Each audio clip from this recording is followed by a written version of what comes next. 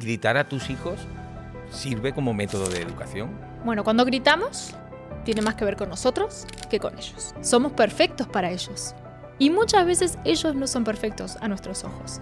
Y aquí fallamos. Maltratamos un poco a nuestros adolescentes, les reprochamos muchas cosas y yo creo que nos falta recordar que hemos sido adolescentes. Mariana, ¿cuáles son las frases más demoledoras que podemos decirles a nuestros hijos? Te voy a decir una frase que se dice mucho y es: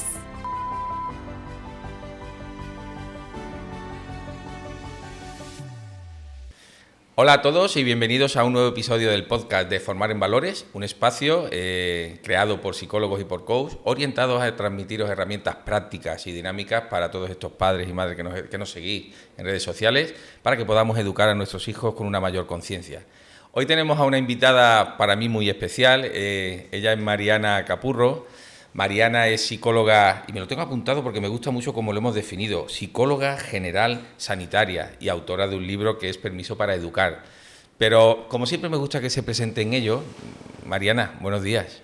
Muy buenos días. ¿Qué tal estás? Encantada de estar aquí, muchas gracias. Termina la presentación, cuéntanos quién eres, qué haces, cuéntanos cositas. Bueno, soy Mariana, tú, como bien lo has dicho, y básicamente me puedo definir muy fácil diciendo que soy mamá de 3 hijos, entonces todas las familias que nos están escuchando podrán entender por lo que pasamos en casa, ¿no? Además de eso soy psicóloga y decidí especializarme en infancia y adolescencia. Ahora estoy trabajando mucho con adolescentes, que es una etapa de la vida que creo que está un tanto desprotegida y adoro trabajar con ella. También dirijo un centro en Barcelona y bueno, trabajo junto a un equipo impresionante de profesionales y atendemos la salud mental. Qué maravilla, qué maravilla. Me quedo con la idea de que es una etapa de la vida, la de la adolescencia, un poco desprotegida, ¿no? Sí, maltratamos un poco a nuestros adolescentes, les reprochamos muchas cosas y yo creo que nos falta recordar que hemos sido adolescentes. Ahora tenemos adolescentes que reivindican, que hacen escuchar su voz y esto nos enfada un tanto, ¿no? Porque, bueno, como hablábamos hoy con una compañera, decimos, bueno, si yo soy tu madre, si yo soy tu padre, ¿cómo me vas a desobedecer? ¿Cómo vas a opinar esto? ¿Cómo vas a decir esto? Bueno, al final nos toca entender que los adolescentes también tienen voz y voto y que nos toca escucharles, ¿no? Sin duda alguna, y tienen grandes cosas que decir. Me encanta el título de tu libro. ¿Vale? He señalado algunas páginas porque hay algunas cosas que he visto que me han parecido muy interesantes, luego vamos a hablar de ello, pero ¿en qué medida crees tú verdaderamente que los padres a veces tenemos que pedir permiso para educar como queremos o como sentimos? Sí, a ver, es complicado. El título del libro es un poco, es mi marca personal, ¿no? Es la identidad que yo he creado en redes sociales y a través de él pues difundo y comparto ideas a la familia, sobre todo ideas prácticas, que es también lo que intenté en este libro, ¿no? Y la palabra permiso es, bueno, uno cuando es madre, cuando es padre, a veces piensa que lo sabe todo y nos duele mucho que nos vengan a enseñar, porque si es mi hijo, si es mi hija, pues nadie más que yo sabrá mejor cómo educarle, ¿no? Entonces viene un poco de ahí, de darnos el permiso a nosotros mismos, incluso a otras personas, a que nos ayuden a entender mejor el comportamiento de nuestros hijos, a que nos den herramientas prácticas, porque al final no todo es maravilloso, no vamos a engañarnos, pero sí que puede ser muy bonito. Y para esto, bueno, hay que aprender herramientas, ¿no? No venimos con el manual de mamás y de papás, ni ellos con el de hijos, entonces vale la pena educarse y darnos el permiso de aprender diversas herramientas. Siento como cierto todo lo que dices, ¿no? Y seguro que muchos padres y madres que nos estáis siguiendo estáis conectando con esta información porque es real, ¿no? ¿Cuántas veces a lo mejor quieres dejar tu granito de arena en un padre o en una madre, incluso a nosotros que hacemos también acompañamiento, ¿no? Y es como, oye, pero que yo sé educar a mis hijos, ¿no? Entonces yo me he traído algunas preguntas para hacerte y claro, quiero empezar por una que para mí es súper importante, que es desde, realmente tenemos que educar con conexión y tenemos que educar con respeto, pero no siempre parece que es posible, o al menos yo tengo esa sensación, ¿no? Sí, básicamente es porque siempre hemos educado y hemos escuchado una parte que es la nuestra y nos ha costado entender que nuestros hijos, adolescentes y niños, tienen prioridades, necesidades y gustos diferentes a los nuestros. Entonces siempre hemos atendido a lo nuestro y en función de eso hemos exigido.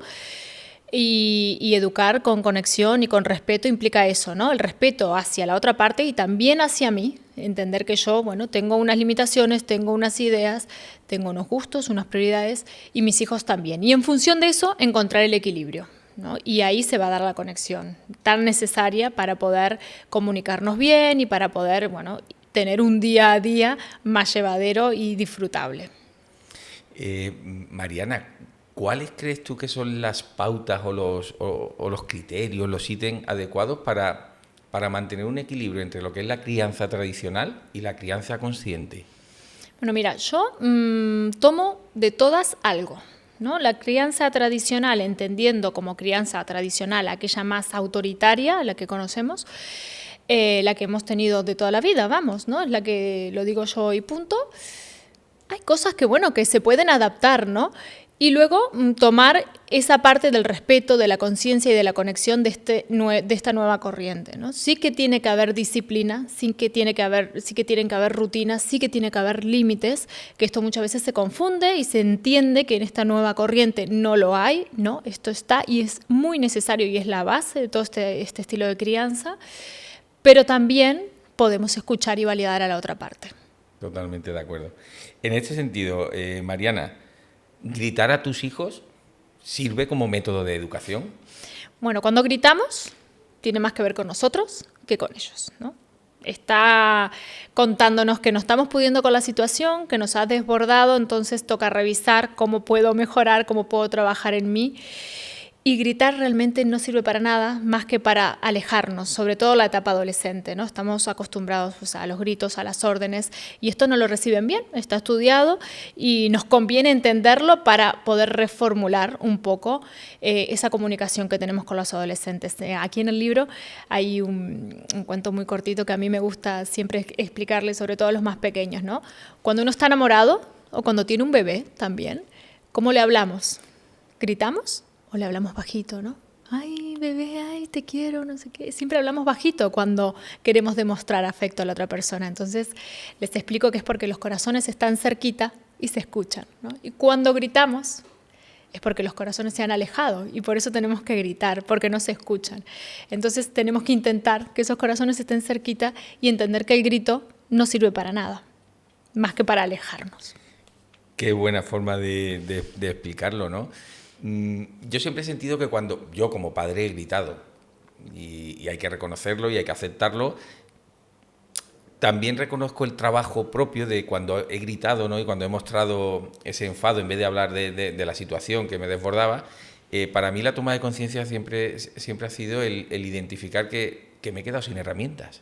O sea, en esta situación concreta, hoy, por mi estado emocional, por mi estado mental, por tu estado emocional, por tu estado mental, por lo que se está dando, yo como padre me he quedado sin herramientas. Y no pasa nada. No pasa nada al reconocerlo, ¿no? Sí, es real, ¿no? Cuando gritamos estamos demostrando que no estamos pudiendo con la situación. No pasa nada si esto no es frecuente, pero si es la dinámica de la familia, sí pasa. Porque entonces es el lenguaje que se adopta a nivel general y luego la relación pasa por los gritos y no es lo que queremos. Entonces sí que el grito no nos lleva a nada, nos viene a contar que no estamos pudiendo, que necesitamos otras herramientas o que quizás necesitamos a otra persona que venga a ayudarnos, ¿no?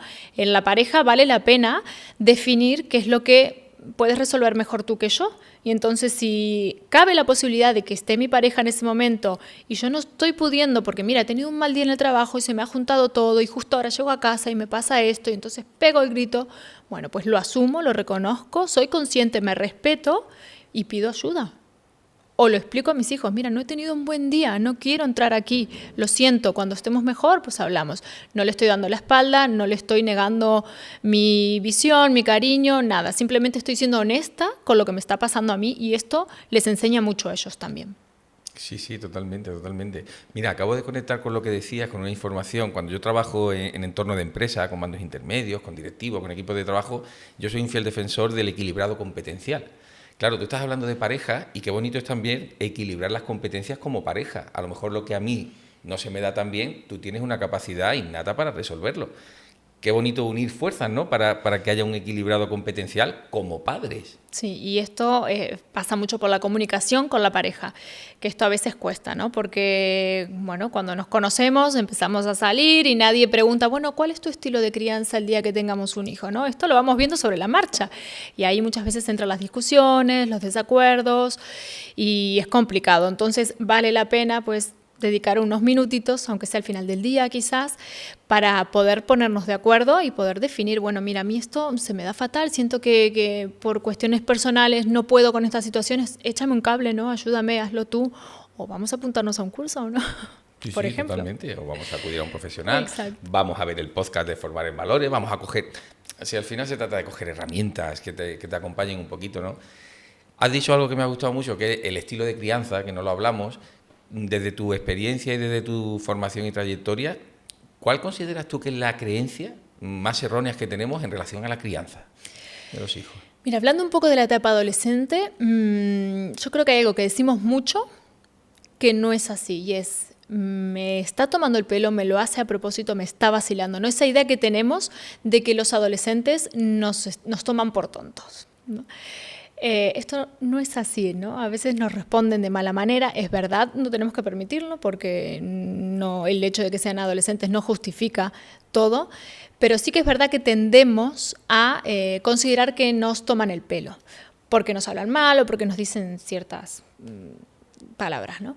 Entonces aquí tenemos que entender que ellos tienen que diferenciarse mucho de nosotros, quieren desesperadamente diferenciarse de nosotros, ¿no? Demostrar que son seres individuales con gustos, que son autónomos, que lo saben todo y muchas veces pasa por hablarnos mal. Entonces aquí es lo que decíamos al inicio, tenemos que buscar un poco herramientas de comunicación, entender que no es a nivel personal, que no es que me odia cuando me dice que te odio, no me dejas llegar a las 11 y todos mis amigos y no es que nos odia, es que él no está pudiendo, así como hablábamos al inicio de que a veces gritamos y es que no podemos gestionar esas emociones, bueno, ellos tampoco están pudiendo en ese momento, necesitan diferenciarse, necesitan demostrarnos que son seres autónomos, diferentes a nosotros, porque ya no son esos niños que iban de nuestra mano, son adolescentes, y muchas veces en esta caemos, ¿no? En entender que nos están tomando el pelo. Yo creo que es una creencia que tenemos que borrar y quitarla ya, porque no nos están tomando el pelo, sino que hay otras cuestiones que vienen ahí a cuento. Qué bueno, qué bueno. La verdad es que yo te escucho y lo siento como propio, porque creo que todos hemos escuchado alguna vez un mensaje de este tipo, ¿no? En tu libro, que me parece muy interesante el enfoque que le has dado, padre, madre, yo, como siempre, cuando vemos algo que es bueno, tenemos que potenciarlo. Permiso para Educar nos ofrece un poquito de teoría, pero siento que hay una parte muy bonita y es que en cada capítulo eres capaz de incorporar cómo llevamos esa teoría a la práctica, ¿no? Entonces, yo me he marcado algunas páginas que me han resultado muy interesantes y aquí hay algo que me ha llamado mucho, que es una simple pregunta. ¿Por qué se portan mal los niños? ¿Qué padre no se ha hecho alguna vez esta pregunta, no? ¿Por qué? Sí, en esos momentos que decimos, ¿qué estoy haciendo mal? ¿Qué pasa? ¿Que no me hace caso? ¿Que se porta mal? Bueno, por varios motivos puede ser. Primero, los niños aprenden sobre límites yendo contra ellos muchas veces, ¿no? Saben dónde está el límite cuando llegan a ese límite y entonces ahí es cuando consideramos que se están portando mal. Y la otra cuestión es las necesidades no cubiertas que están habiendo en ese momento, ¿no? Entonces, lo importante aquí es ver un poquito más allá de ese comportamiento, no quedarnos solo en lo que estamos viendo en ese momento, ¿no? Si el niño, pues, de repente, pues, está súper enfadado y hace una pataleta, y es que se porta mal todo el día, míralo. Bueno, ir un poco más allá de la conducta. Hay una necesidad de ese niño que no está siendo cubierta y tenemos que saber cuál es para entender y ayudarle. Pensemos que ese niño no tiene la capacidad de gestionar todas esas emociones, no tienen autorregulación suficiente como para controlar el momento y necesitan de lo que es la heterorregulación, que ahí estamos nosotros. Tenemos que tener capacidad de acompañar ese momento, ¿no? Para que ellos aprendan del ejemplo, entiendan lo que les está pasando, qué están sintiendo y a partir de ahí cómo pueden resolverlo. La mejor estrategia, sin ánimo de que parezca un examen, la mejor estrategia que tú recomendarías a un padre ante malos comportamientos, ¿cuál sería? La mejor, la que tú digas, mira, Javier, de verdad, esta es la que más me gusta. Que se centren en conectar con ese niño. A partir de ahí, todo va a ir mejor. la comunicación va a ir mejor, poner los límites los van a asumir mejor, todo va a ir mejor. Céntrense en la conexión, ¿no? Intenten saber qué es lo que les gusta. Hay que hacer un esfuerzo porque les gustan cosas posiblemente opuestas a las que nos gustan a nosotros, por lo menos en esa etapa adolescente, ¿no? Entonces, bueno, decís, bueno, pero estamos hablando de respeto, entonces yo no me respeto si hago algo. Bueno, esforcémonos un poquito, interesémonos qué es lo que les gusta, sentémonos al lado a veces a escuchar sin preguntar, mordámonos la lengua un poquito, ¿no? Porque a veces creemos que todas las conversaciones son oportunidad de dejarles caer ahí la chapa, como decimos, e intentar reconducir un poco la conducta que estamos viendo que no nos gusta, ¿no? Pues a veces vale la pena sentarse simplemente para estar al lado, en compañía, escuchar y no intentar sermonear. Ahí conectamos y esto es lo más importante. Sí, yo siento al escucharte que tenemos una necesidad como padre constantemente. Yo tengo 2 hijas de 16 y 19. Ya de por sí ambas viven en mundos diferentes, porque no es el mundo de 19 igual que la que tiene 16. Pero claro, muchas veces nos cuesta trabajo, yo reconozco que nos cuesta trabajo conectar con ese mundo, ¿no? Donde están escuchando una música que no es la tuya, donde se habla una jerga que no es la tuya y que no la entiendes, que si estoy no sé qué, que si esto es random, que si... Entonces, claro, puedo llegar a entender que a unos padres les pueda costar trabajo no acercarse al mundo de... Y sobre todo también porque parece que no hay tiempo, ¿no? No hay tiempo para esto. Así es. Lo mejor que podemos hacer es acordarnos que también fuimos adolescentes, que nos gustaban cosas muy diferentes a nuestros padres, ¿no? Entonces, esforzarnos ahí un poquito, interesarnos, ¿no? Por lo que les gusta y obviamente a ellos no les gustan nuestras cosas y ahí están, escuchando también nuestra música cuando van en el coche con nosotros, ¿no? Pero vale la pena. Y fíjate que has dicho antes dar la chapa y dejar que también ellos muchas veces, ¿no? Mariana, esto ya es una pregunta más, perdón, más informal que otra cosa, en plan de, oye, que nos den la chapa a nosotros también de vez en cuando, ¿no?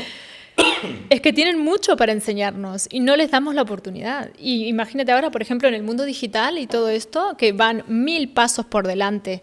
A nosotros, que no es lo ideal, porque tendríamos que ir por lo menos a la par para intentar proteger y dar seguridad. Pero bueno, ¿por qué no? Preguntarles, ¿y tú qué opinas? ¿Y tú qué piensas? ¿Y lo sabes? A ver, enséñame, ¿no? Dejarnos también. Esto es importante y ellos se sienten útiles, importantes. Yo hay veces que veo a mis hijas manejar el móvil y mi hija pequeña baila hip hop, tiene un grupo de hip hop y participa en muchos campeonatos y de repente, oye, mira que he colgado este vídeo. ¿Y quién te ha editado el vídeo? Yo, papá. Pero yo, pues, ¿quién me va a invitar? ¿Quién lo va a editar? ¿Pero y quién le ha metido estos efectos? Yo, papá. Y de repente dices, joder, tengo una diseñadora de vídeo, tengo una filmmaker aquí y una editora ¿de dónde sale, no? Ya. Va muy por delante. O sea, pero has tenido que sentarte y darle la oportunidad que te lo muestre. Y a veces no lo hacemos. Y es algo tan sencillo, ¿no? Es algo... Y al final, fíjate que también hablas de esto en tu libro y para mí es una parte muy importante, Mariana, el darnos cuenta que esos pequeños detalles, donde lo tengo, perdóname, que no lo encuentro aquí, porque habla sobre la autoestima, ¿no? Sobre la importancia de la autoestima. Cada vez que nos acercamos un poquito a ellos en ese sentido, estamos reforzando su autoestima, porque los estamos viendo. Es que es por algo tan sencillo, ¿no? Estoy reconociéndolo y estoy viéndolo, ¿no?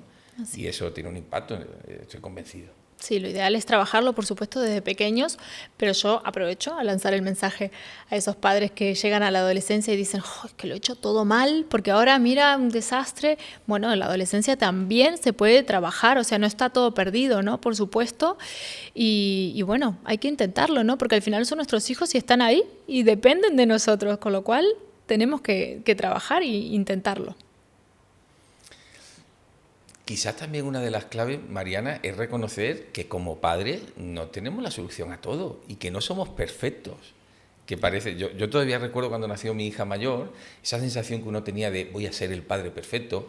Oye, con los años te vas dando cuenta primero, eso existe, y segundo, a lo mejor podría llegar a ser perfecto con una, pero ¿y con la otra? Y a lo mejor mi mujer va a ser la madre perfecta con una, pero ¿y con la otra? Es decir, también como padres tenemos que desdibujar todo eso, ¿no? Y darnos permiso para educar.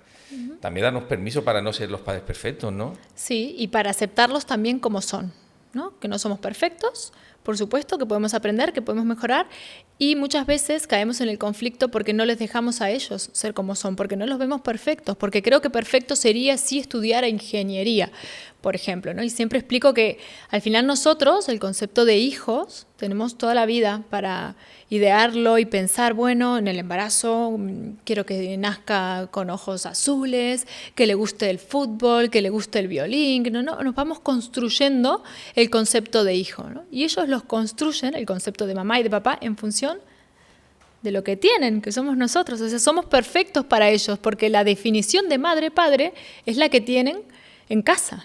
Luego van aprendiendo otras cosas y van entendiendo, y ahí es cuando entra el conflicto y dicen, ¿por qué mi madre no será así? ¿O por qué mi padre no será así? Cuando ven en otras casas, ¿no?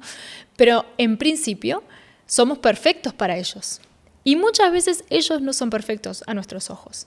Y aquí fallamos. Porque no se trata de, es así, ya está, lo dejo, ¿no? Siempre se le puede ayudar, siempre se les puede intentar, reconducir si hay malos comportamientos o lo que sea, ¿no? Acompañar sobre todo y potenciar aquellas cosas que necesitan. Pero sobre todo esa aceptación incondicional que ellos tienen hacia nosotros muchas veces y nosotros no hacia ellos. Sí. Me viene una pregunta que tenía apuntada que te iba a hacer luego más tarde, pero a raíz de lo que dices, como padres y también como psicóloga, ¿qué es lo que tú sientes que nunca debemos de aceptar en el comportamiento de un hijo, por decirlo de alguna manera, ¿no? ¿Cuál es esa línea roja que dices, de aquí no puedes pasar? Bueno, básicamente las faltas de respeto en general, ¿no? Porque a veces confundimos límites y firmeza con faltas de respeto, y esa permisividad, también entra a veces en juego. Entonces ahí hay que poner el límite, hay que marcar muy bien el límite, atender qué está pasando, por qué me está faltando el respeto de esta manera, porque yo le respeto. Y esto es básico, ¿no? Para la convivencia, con lo cual ahí hay que echar un ojo y vale la pena hacer un stop y revisar a ver qué puedo mejorar, porque esto siempre va increciendo, con lo cual ahí vale la pena centrarse. Yo siento, Mariana, que esto también cambia cuando tenemos varios hijos, ¿no? No sé si a ti como madre te pasa, pero a mí como padre sí me pasa que de vez en cuando me puedo escuchar un comentario del tipo, es que lo que a mí me permites, a la otra no, o al revés, lo que a mí no me dejas, a la otra sí, o esto que a ti te enfada de mí, no te enfada de la hermana, ¿no? Oye, ¿cómo es la llegada de otros miembros a la familia, ¿no? Porque es un tema que también se aborda en el libro y me parece muy interesante, ¿no? Sí, la llegada de un hermano, ¿no? Que decimos, esto vale la pena prepararlo, porque hay una metáfora, una analogía que siempre hacemos. Imagínate que hoy estás aquí, ¿no? Con tu mujer tranquilo, y un día vienes y le dices, mira, te presento a María, va a venir a vivir con nosotros ahora, va a dormir aquí en la cama y va a desayunar todos los días conmigo. Claro, tu mujer, ¿cómo tomaría eso, no? Es una locura. Yo no lo voy a preguntar. No lo vas ni a intentar. No lo voy ni a preguntar. Pues claro, imagínate luego cuando viene ese hermano a casa.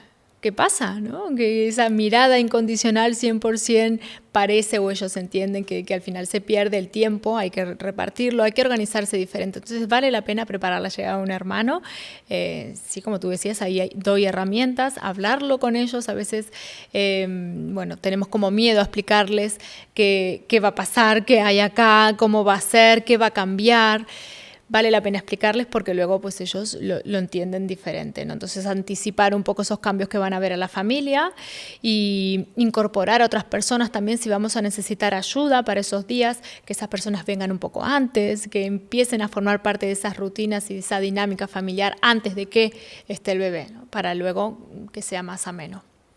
Sí, porque fíjate que a raíz de lo que dices, y seguro que mucho lo explicas aquí en el libro, Padres, Madres, Permiso para Educar, 100% recomendable.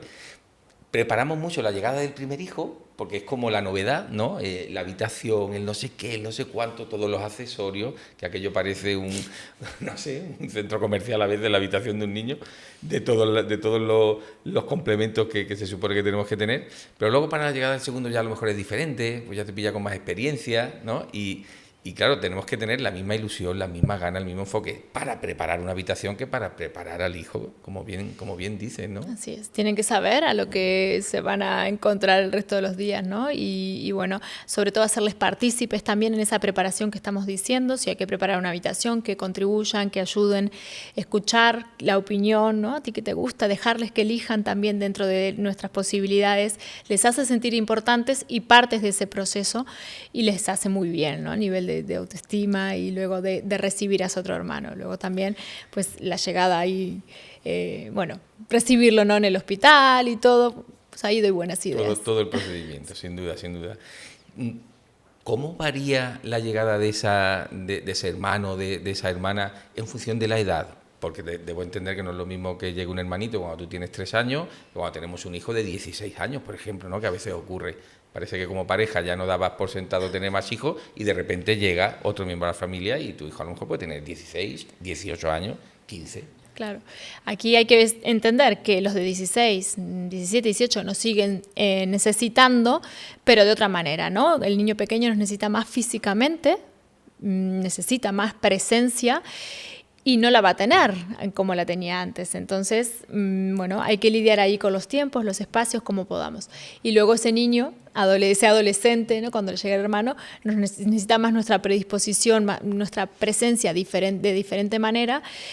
Y hay que entender que también les afecta, porque cambian las dinámicas. Y también puede ser que cambie nuestra predisposición al vínculo, a la conexión, a todo lo que se demanda y respondamos diferente. Y tienen que entenderlo. No pensar que porque son más grandes no pueden tener celos o no les puede afectar. Todo esto puede pasar también. Hay que ver los cambios de comportamiento, atender a ellos y bueno, ya son más grandes, se puede hablar sobre ello de manera así, honesta y cercana, ¿no? ¿Qué está pasando? Que te veo que estás más enfadado o que dormís mal o que estás comiendo de diferente manera. ¿Es que crees que quiero más a tu hermano? Esta pregunta nos da miedo, pero vale la pena explicarlo, ¿no? Exacto. ¿Crees que quiero más a tu hermano? No, necesita más tiempo de mi cuerpo físico, ¿no? De estar ahí en presencia. Y no es por eso que te dejo de querer, ¿no? Para nada. Sí, la verdad que merece la pena hacerla. Desde tu experiencia, Mariana, también en tu centro y demás, ¿cuáles son, porque seguro que muchos padres y madres se lo están preguntando ahora mismo, cuáles son esas exigencias que los hijos adolescentes tienen hacia los padres cuando llega un hermano pequeño, ¿no? Pues seguro que te han comentado cosas, pues me siento así, les pido esto y no me llega. ¿Qué es lo que suelen pedir los adolescentes cuando llega un hermanito? A veces demuestran esos celos diciendo que les hablamos mal, ¿no? O es que no me hace caso, o es que le estoy diciendo algo y mira, me contesta mal, no me hace caso. Y esa es la manera que tienen de decir, es que siento que no me está mirando como antes. Y es verdad que pasa, pero sobre todo un poco va en relación a eso, ¿no? No me hace caso, no me hace caso. Yo esa frase la escucho mucho y está presente. Claro, es que es como un mini abandono, ¿no? Es como, te tengo que abandonar temporalmente porque tengo que atender otras cosas. Y estoy casi convencido de que ellos lo viven como un abandono, ¿no? Tienen que vivir el duelo, ¿no? de esa exclusividad que tenían y entender que, que el corazón pues, se multiplica, no se divide, y la atención pues igual. Y acompañar sobre todo, si es la etapa adolescente, entender que se van a venir muchos cambios, incluido y atenderlos ahí. Fíjate qué curioso, nunca había visto esta parte como un duelo, pero sí, o sea, el duelo a la exclusividad. Es la primera vez que tomo conciencia de él, te lo digo de verdad, pero es cierto que ocurre. Sí. Porque hasta ese momento hay una exclusividad emocional, física, o sea, en todos los sentidos, ¿no? Y siempre se ha dicho, ¿no? El primero se cae al suelo y vas corriendo a ver qué le pasa, el segundo es, ¿qué ha pasado? ¿Está bien? El tercero ya es directamente, ¿hay sangre? ¿No hay sangre? Levántate. Claro. Bueno, sobre todo también es muy importante aquí hacerlos, como decíamos, partícipes, ¿no? Demostrarles que nos importa la presencia de ellos, que es importante, que los necesitamos también y que contamos con ellos. Eso les potencia mucho la autoestima y les hace sentirse, que los estamos viendo y que son parte de la familia. El sentimiento de pertenencia que hablábamos se potencia y les hace muy bien. Mariana, ¿cuáles son las frases más demoledoras que podemos decirles a nuestros hijos? Mira, te voy a decir una frase que se dice mucho y es, qué pesado eres. No sé si es demoledora así en una, ¿no? Pero dicha muchas veces, día tras día, a lo largo de todo su desarrollo, pesa. luego ese niño va a crecer pensando que bueno, que molesta, ¿no? Son esas personas que son como más reprimidas, más retraídas, que siempre están pensando que molestan, que piden disculpa y permiso 800 veces. Entonces esa frase tenemos que pensar que nosotros vamos moldeando a nuestros hijos con las palabras, no solo con nuestra presencia, nuestro comportamiento y bueno, lo que les vamos enseñando, sino con las palabras solas. Nunca se las lleva el viento, nunca para nuestros hijos. Somos lo máximo para ellos y les vamos moldeando con eso. Y decirle día tras día a un niño, qué pesado eres. Esto duele. Tiene que doler, tiene que doler.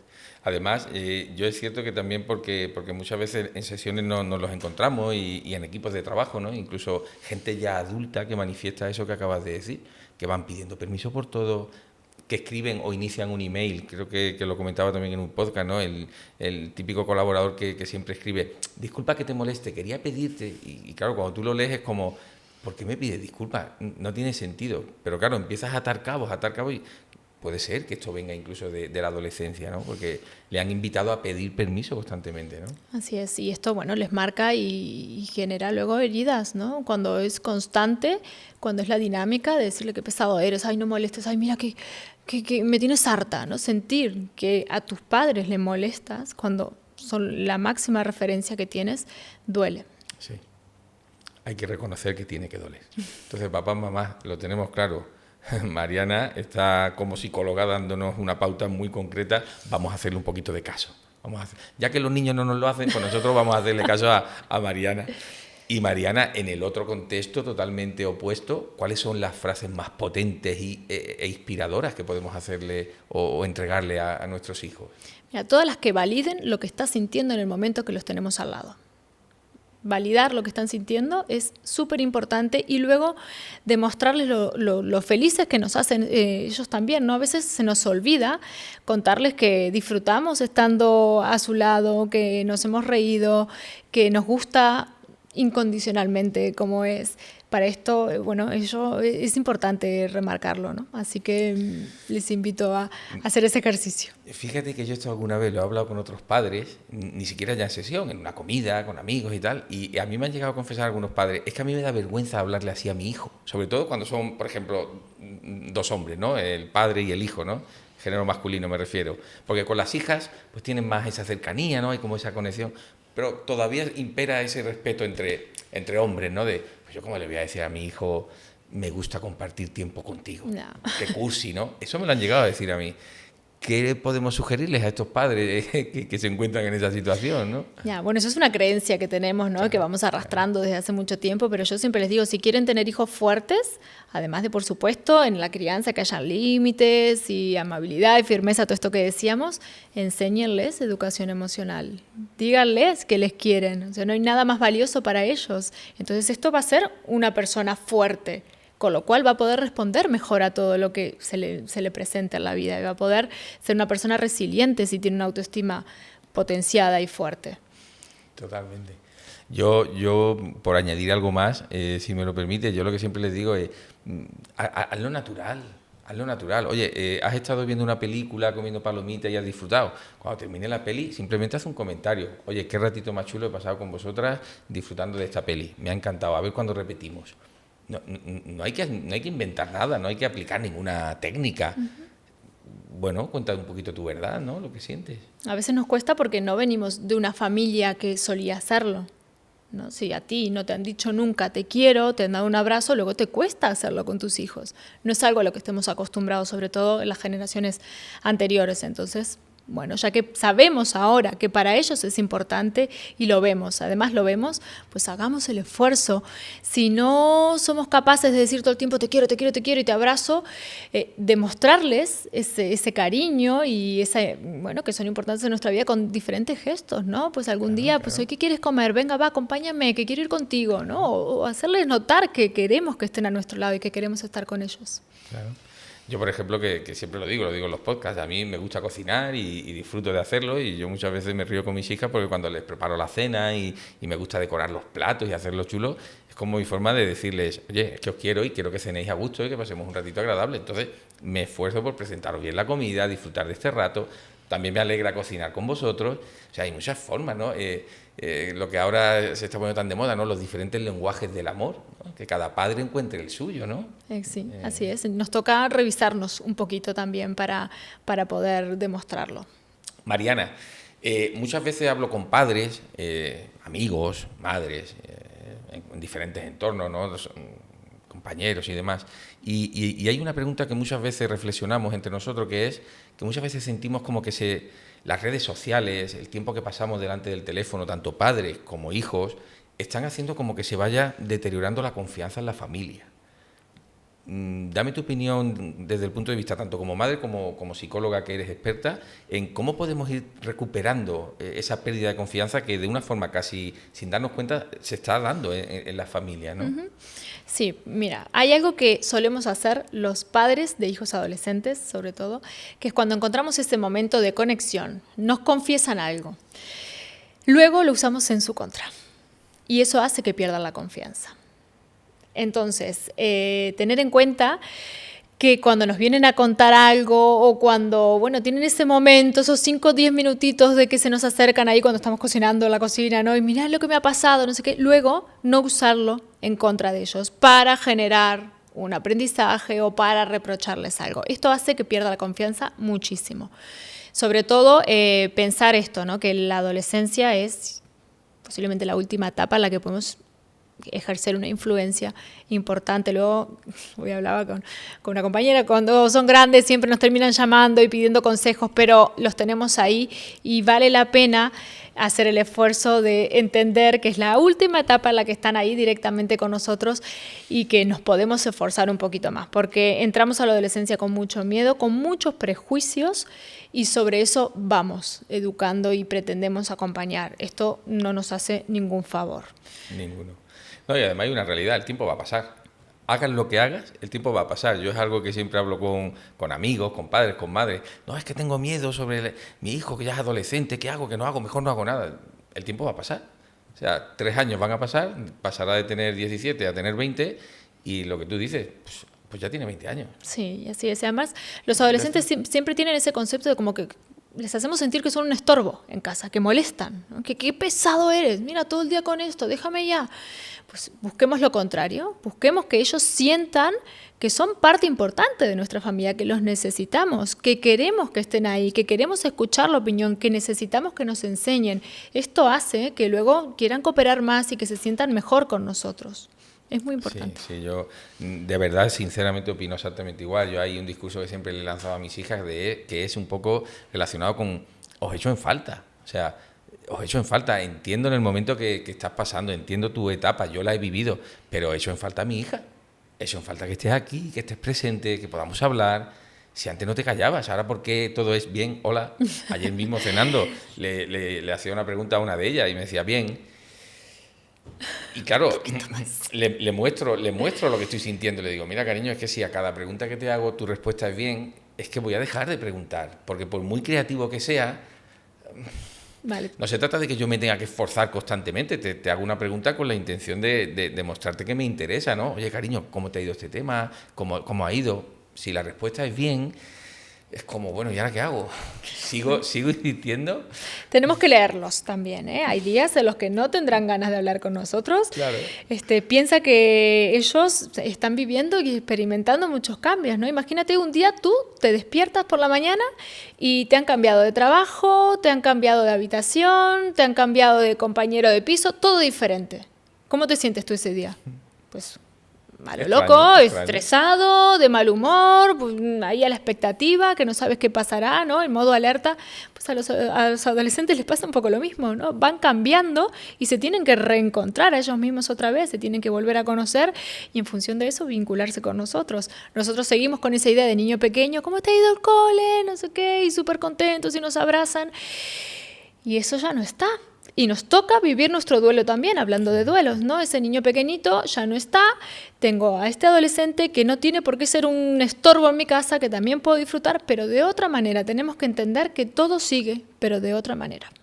Sí, mira, justamente me río de lo que estás contando porque lo hablaba yo con una madre el otro día, que me decía cosas y yo le decía, claro, pero es que tu hijo ya no está. es que ese hijo del que tú me hablas ya no existe, ¿entiendes? Abre la puerta de tu habitación y mira al hombre que tiene delante de ti, porque además es súper alto, súper grandote. Digo, es que ese niñito ya no existe. Ahora, ¿cómo conseguimos derribar las barreras para llegar a ese hombretón? Pues hay veces que dices, no sé ni siquiera si lo tengo claro, porque hay tanto que hacer, pero en nosotros mismos como padres, como Sí. tú dices, ¿no? Sí, sí, nos toca acercarnos de a poquito, mirando, tenemos que ser un poco más listos, ¿no? Analizar un poco cómo está el panorama y resulta Totalmente. quizás muy estresante, ¿no? Entenderlo así, pero hay que leerlos, hay que entender que están pasando por muchos cambios, sobre todo también a nivel social, ¿no? Lo que pasa fuera de casa repercute muchísimo luego en el estado de ánimo de ellos, se están encontrando, se están conociendo, están viendo qué es lo que les gusta, un día van vestidos de una manera, otro día totalmente opuestos y tú lo ves y dices, pero ¿cómo? Ahora no tienes más esta onda, ahora es así. Bueno, tienen que probar para saber con qué se identifican y saber más o menos dónde se van a quedar. Y es difícil, es difícil.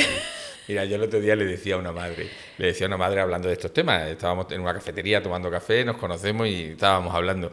Y yo le decía, digo, mira, tú tienes que hacer con tu hijo adolescente, si quieres, esto es un juego, como cuando estás trabajando y llega tu jefe. A que tú a tu jefe lo lees en un segundo para ver cómo viene hoy y tú sabes si vas a tener un buen día o un mal día. A que sí, a que es una lectura rápida. Y me decía, sí, por supuesto. Digo, tenemos que hacer lo mismo. Yo en función de cómo las veo entrar por la puerta digo, hoy no hablo de esto. Hoy es que ni hablo. Hoy yo lo que tengo que hacer es cruzarme un poco con ellos, ¿no?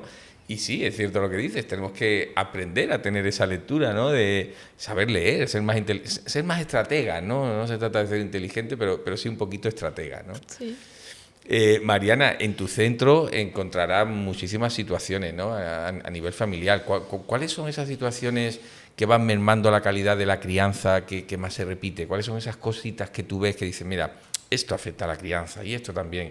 Y que se repiten porque quizás son más naturales, ¿no? Simplemente. Uh-huh. Bueno, te diría dos cosas que son las más frecuentes dentro de las consultas en el ámbito así de infanto-juvenil, ¿no? Por un lado tenemos a los niños y adolescentes que tienen papás separados, que son papás que no están pudiendo llevar bien la situación y esto, ¿dónde cae? En los niños. Y yo siempre les digo, se ahorrarían fortunas en psicólogos si fueran capaces de sentarse ustedes juntos a intentar resolver todo esto y poner a los chicos por delante, que al final no tienen nada que ver en todo esto. Esto por un lado, ¿no? Se sienten muy culpables ellos también, a veces están en un sitio y la pasan mal porque quieren estar en el otro y no saben cómo actuar y esa confrontación que hay constantemente se lleva y trae, dile a tu madre, dile a tu padre, que al final los hace marearse de una manera impresionante, ¿no? Y por otra parte tenemos un poco lo que hablábamos hoy, las expectativas que tenemos como padres en nuestros hijos. El no aceptar que mi hijo se mueve más de lo normal, el no aceptar que mi hijo tiene este temperamento y enfadarme porque es así, ¿no? Le pasa algo, toma, arréglamelo. Y yo muchas veces le respondo, bueno, siéntate tú aquí, si no yo a tu hijo no lo quiero. O sea, yo no quiero niños en mi despacho si los padres no son capaces de venir también, ¿no? Entonces hacemos sesiones un poco, bueno, primero padres, Claro. luego niños, luego vuelven los padres. No me interesa que me pagues fortunas si quieres, si solo me vas a traer al niño. Porque si luego en casa no trabajamos, si no tenemos esa capacidad de reflexionar y de hacer un poco de introspección, no sirve para nada. Entonces, perdemos la paciencia muy rápido ahora, quizás por esto que decíamos de estar en 1000 cosas a la vez, quizás por las expectativas que teníamos de nuestros hijos que al final vemos que no se cumplen, quizás porque ahora se pone un diagnóstico muy fácil, entonces quiero que lo diagnostiques para que no sé qué. El motivo, quizás un poco de todos, ¿no? Qué curioso. Pero esto está pasando mucho, está costando mucho la crianza y la educación, aceptando pues el temperamento un poco de los niños. Desde tu visión de madre y psicóloga, Mariana, ¿qué sientes tú que necesitaríamos los adultos para que cuando hay una ruptura matrimonial? Yo siempre digo que hay dos tipos de personas, la que está en una pareja o la que ha estado en una pareja y la que a lo mejor no va a estar en una pareja dentro de poco, pero al final todos somos adultos, ¿vale? ¿Y qué sientes tú que necesitamos para que si llega ese momento donde hay una ruptura seamos capaces de mirar al otro a los ojos, apartar un poco el ego y entender que hay hijos de por medio, que son los que van a salir perjudicados? Pues mira, has dado la respuesta. Apartar el ego. Todo depende también de cómo haya sido esa ruptura, ¿no? Y de todas las fases que se hayan ido quemando y se hayan ido pasando, ¿no? Si esa ruptura fue consensuada, se habló y pacíficamente, seguramente sea más fácil, pero no siempre es así y es la realidad. Y quizás hoy estoy con mi pareja y hablando, digo, mira, el día que nos separemos lo haremos así o así, sí, lo haremos perfecto. Y cuando llega el momento de firmar los papeles, luego pasan cosas y no somos capaces, ¿no? Y entonces empezamos ahí a meter a los niños por el medio, o nuestro propio ego, nuestro dolor, nuestras propias emociones, que está bien que las atendamos, pero no por delante de lo que le está pasando a ese niño, porque también está pasando un proceso de divorcio y no los tenemos en cuenta, pensamos que somos solo nosotros. Totalmente, totalmente. Mariana, un tema que siempre me gusta preguntaros a los psicólogos, porque tenéis una visión muy especial sobre este tema. ¿Qué hacemos con las pantallas? ¿Qué hacemos con las pantallas? Ya no sabemos qué hacer con ellas. Ya, bueno, las pantallas hay que entender que están. O sea, no podemos... Y yo tengo una delante, ¿no? Exacto. ¿Qué hacemos con las pantallas? No podemos quitarlas. 0% pantallas es imposible hoy en día. Y el que aspira a eso, bueno, ya me contará, pero es muy difícil. Porque además desde el propio sistema educativo, las pantallas están ahí. Con lo cual, lo que nos conviene es establecer límites, sobre todo de contenido, de tiempo, enseñarles seguridad y privacidad. Y todo esto se hace poco a poco, día tras día.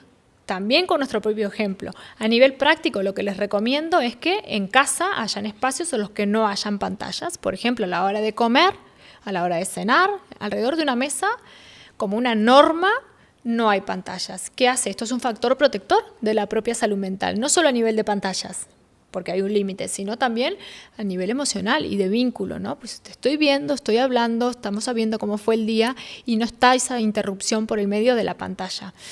Luego también enseñarles lo que es la privacidad, ¿no? A nivel individual y de los demás, porque esto en adolescentes se ve mucho. Sobre todo en el primer curso del instituto ya empiezan los problemas de los chats, de WhatsApp, de qué me dijo, de qué leí, que no sé qué. Bueno, tenemos que enseñar, tenemos que estar ahí. No sirve de que porque no entiendo y ellos entienden más que yo, mira, se me ha liado. No me sirve la excusa. Tenemos que saberlo. Mariana, me río del comentario porque yo siempre digo últimamente que los jóvenes hoy en día, con esto de las tecnologías, la cercanía en la que se conectan, viven en comuna. Yo se lo digo sobre todo a mi hija pequeña, digo, es que vivís en comuna. O sea, estamos otra vez en la época de las cavernas. O sea, tú estás aquí cepillándote el pelo, yo entro a saludarte en el cuarto de baño y hay 5 personas hablando contigo. O sea, estáis 5. Pero eso no es lo fuerte es que cada uno está en su mundo. Tú te estás cepillando el pelo, el otro está estudiando, pero estáis ahí los 4 conectados. A mí me explota la cabeza. Ya. Sí, sobre todo hay que ver también que esa interacción a través de la pantalla no sustituya la otra, la presencial, ¿no? Y actividades que puedan tener el día lleno de cosas y no lleno de pantallas. O sea, no lleno de actividades constantemente, pero que el tiempo libre no sea siempre con una pantalla. Y para esto, bueno, a veces nos toca dar alternativas a nosotros también, porque claro que es cómodo dejarlos con la pantalla. Mira qué pesado eres, toma, no me molestes. Y desaparece el niño, desaparece el adolescente. Totalmente. Pero luego, a largo plazo, esto es un problema muy grande y además cada vez se ven más los casos de adicciones y de adicciones al juego online, de pornografía, de todo lo que sabemos y hemos hablado, ¿no? Es muy importante estar ahí y marcar bien los límites. No tengamos miedo a poner límites a las pantallas. Y no se pueden tener redes sociales hasta los 16 porque la propia plataforma no te lo permite, pues no se puede. Y no vas a dejar de tener amigos y no vas a quedar apartado de la sociedad. Afortunadamente cada vez hay más grupos de padres que están actuando en conjunto y esto, bueno, beneficia porque, bueno, sí, previene, ¿no? Muchas cosas. Sí. Tenemos que estar ahí a la vanguardia. Sí, yo al menos tengo un poco de esperanza con el tema, yo personalmente. ¿Por qué? Porque sí veo que efectivamente, primero que siento que los adultos, al menos una parte de los adultos en las cuales yo me meto, ya estamos como un poco ya cansados. O sea, esto nos pilló de nueva, lo hemos explorado, ¿no? Pero llega un punto como que dices, yo estoy cansado ya de tanta historia, ¿no? De redes sociales. O sea, como que cada vez busco más rato de salir sin el móvil, de no estar pendiente, de pasar un fin de semana entero que prácticamente no llevo el móvil encima y entonces la gente se preocupa por ti. Oye, que te estoy localizando, que pues, pásate por mi casa, tío, que vives al lado. Y lo mismo me pasaba algo, ¿no? Pero es como que si no estás conectado parece que te falta algo, ¿no? Y yo trato de introducir eso ya en mis hijas, de decir, no pasa nada. O sea, vete a donde tenías que irte sin el móvil. O sea, experiméntalo, te vas a dar cuenta que no pasa nada.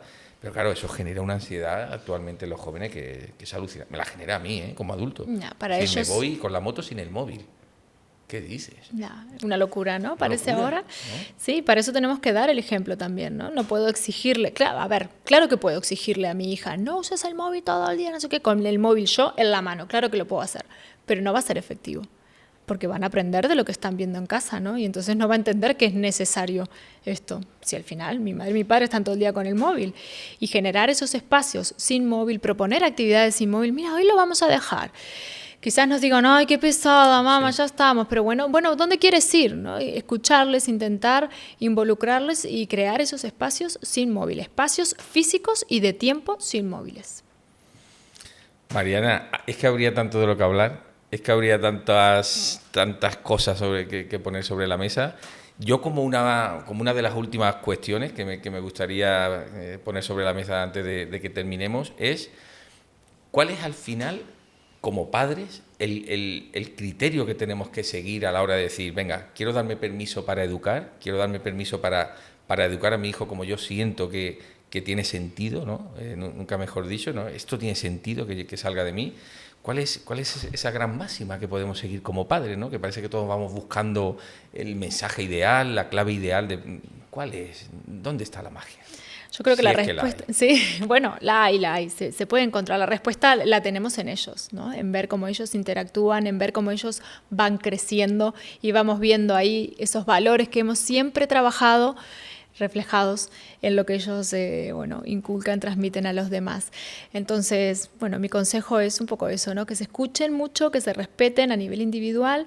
También a los hijos tienen voz, tienen necesidades, tienen sentimientos, tienen emociones, no son menos válidas porque sean de un niño o de un adolescente, hay que darles valor también y en función de eso todo va a ir mucho mejor. Establecer límites claros, los límites no tienen que ser muchos, sino pocos y concisos. Normas sí, que pueden haber más, ¿no?